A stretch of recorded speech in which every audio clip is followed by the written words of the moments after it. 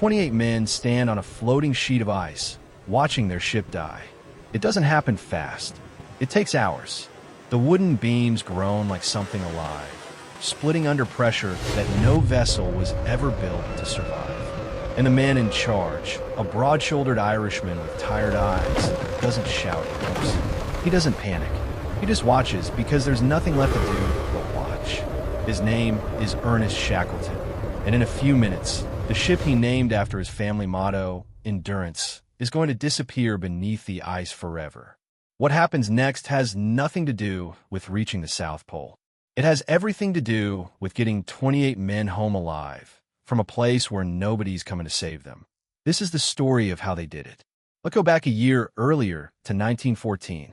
Shackleton has a plan that sounds almost impossible even by Antarctic standards.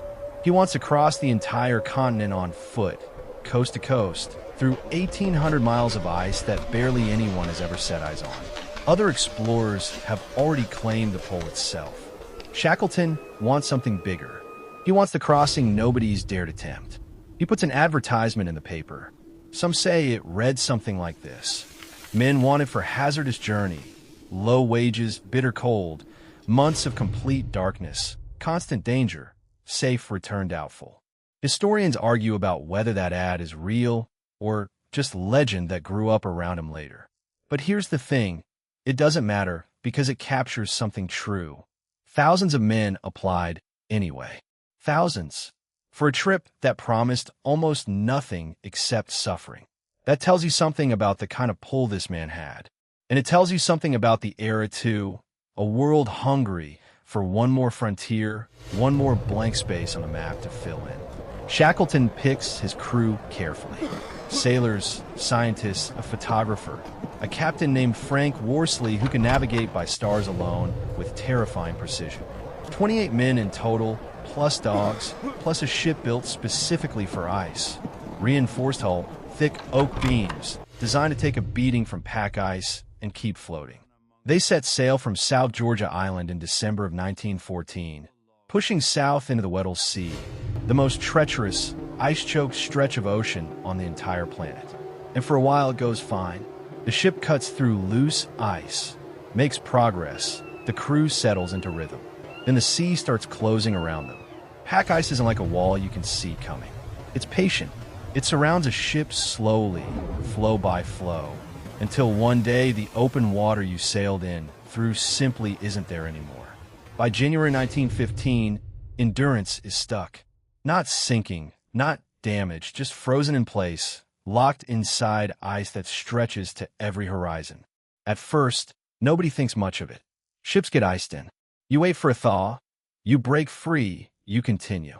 Shackleton's men keep busy, play games on the ice, feed the dogs, wait for summer to loosen its grip. But summer doesn't come the way they need it to. Instead, the ice tightens. Weeks pass, then months. The ship drifts helplessly with the pack, carried wherever the currents decide to take it, hundreds of miles off course, deeper into the Weddell Sea's crushing embrace.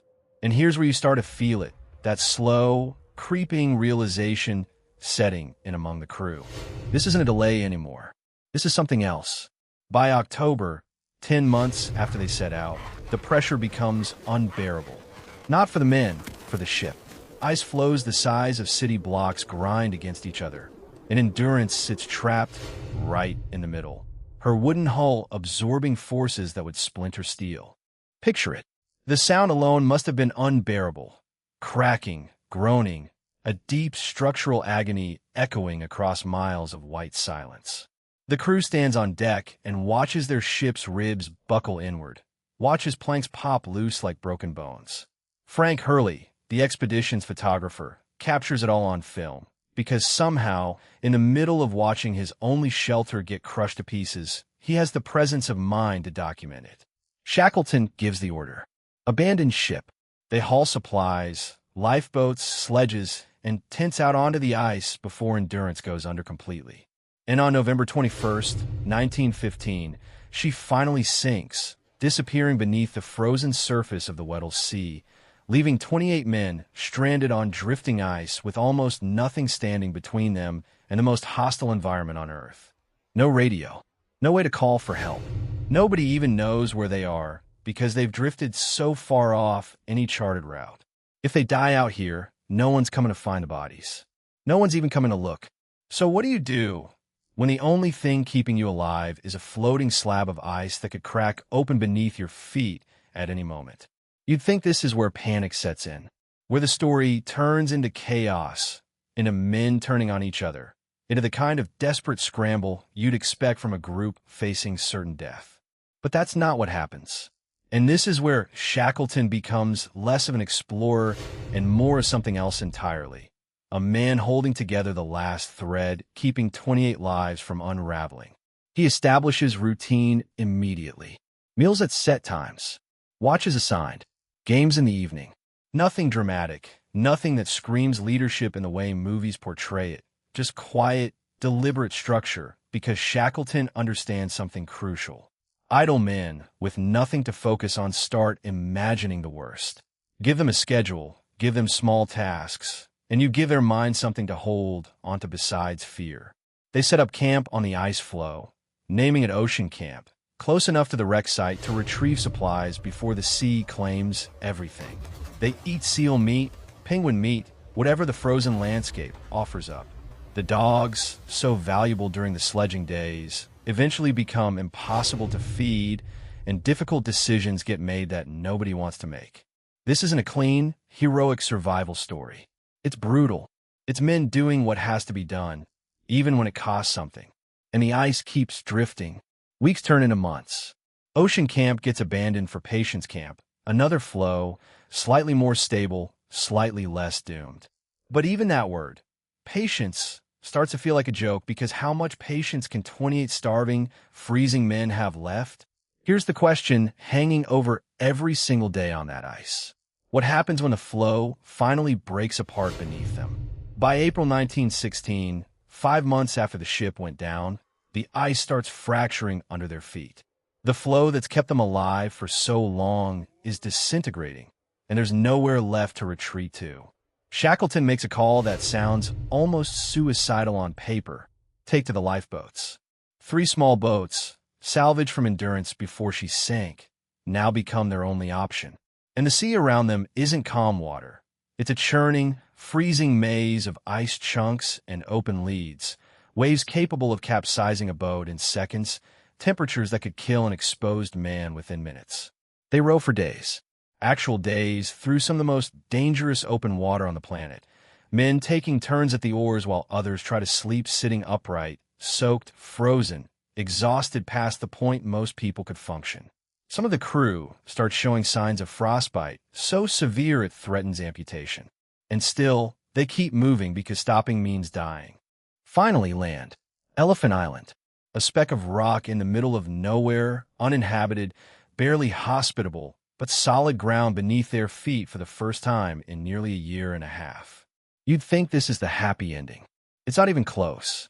Elephant Island is nowhere near any shipping routes. Nobody's ever going to sail past and spot them. If they stay here, they're stuck forever, slowly starving on an island nobody visits. Shackleton realizes immediately that landing here isn't salvation. It's just a different kind of trap. So he makes a decision that still gets debated by historians as one of the boldest, most reckless, most brilliant calls in the history of exploration. He's going to take the strongest of the 3 lifeboats, the James Caird, and sail it across 800 miles of the most violent ocean on Earth to reach South Georgia Island, where a whaling station might still be operating. 800 miles. In an open boat barely 22 feet long.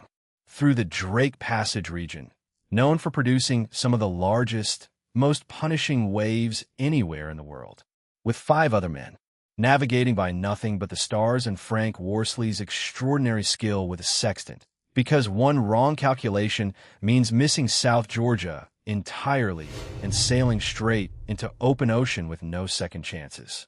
22 men stay behind on Elephant Island under the command of Frank Wild, tasked with nothing but waiting. Waiting under an overturned lifeboat that serves as their only shelter. Waiting through storms, through hunger, through the slow erosion of hope that comes from watching the horizon day after day and seeing nothing. And out on the water, the 6 men aboard the James Caird face something almost impossible to describe. Waves taller than buildings. Freezing spray that coats every surface in ice, threatening to sink the boat under its own weight unless someone's constantly chipping it away. Storms so violent that Worsley can barely get a clean reading on the stars for days at a stretch, meaning their entire position is little more than an educated guess. Imagine sitting in a boat smaller than most living rooms, soaked to the bone, freezing, exhausted past any reasonable limit, knowing that one navigational error means sailing past your only chance of survival into thousands of miles of empty ocean. That's the reality these 6 men live inside for over 2 weeks. And then, against odds that should have crushed them completely, they see it. South Georgia Island rising out of the mist. But the ordeal isn't over yet, not even close. They land on the wrong side of the island, the side facing away from the whaling stations. Between them and rescue sits a mountain range that's never been crossed before, not by anyone, not even seasoned mountaineers with proper equipment. Shackleton, along with Worsley and one other crewman, Tom Crean, decide there's only one option left. They climb 36 hours, non-stop, across mountains and glaciers that have never seen a human footprint, with nothing but a rope, an ice axe, and screws driven into their boots for grip. No prupe klimbingia. No maps that mean anything. Just 3 exhausted, starving men pushing through terrain that should have been impossible for them to survive, let alone conquer. At one point, faced with a steep descent and freezing darkness closing in, they make a decision that sounds almost insane. They sit down, tie themselves together, and slide down a mountainside in the dark, hoping, just hoping, there's nothing below them but snow. There is, and they keep moving. Finally, after 36 brutal hours, they stumble down towards Stromness whaling station. 3 men who look like they've walked out a nightmare. Bearded, filthy, frostbitten, barely recognizable as human beings anymore. The first person who sees them, a young boy, reportedly runs away in fear. But the station manager recognizes something in Shackleton's face, in his voice, despite everything. And the moment that follows is almost too much to put into words. This man, who left civilization over a year and a half earlier with 28 men under his command, finally, gets to say the words he's been carrying across 800 miles of ocean and 36 hours of frozen mountains. We made it. Now we go back for the others. But going back isn't simple either. Ice conditions, ship availability, weather. Every attempt to reach the men left behind on Elephant Island and the small crew stationed elsewhere runs into obstacle after obstacle. Shackleton makes attempt after attempt, watching each one fail, knowing every day that passes is another day his men are starving on a frozen rock, wondering if he's even still alive. Finally, after months of failed rescue attempts, a Chilean ship named Yelcho manages to break through, reaching Elephant Island in August of 1916. And here's the moment worth sitting with. 22 men, stranded for over 4 months on a barren island, surviving on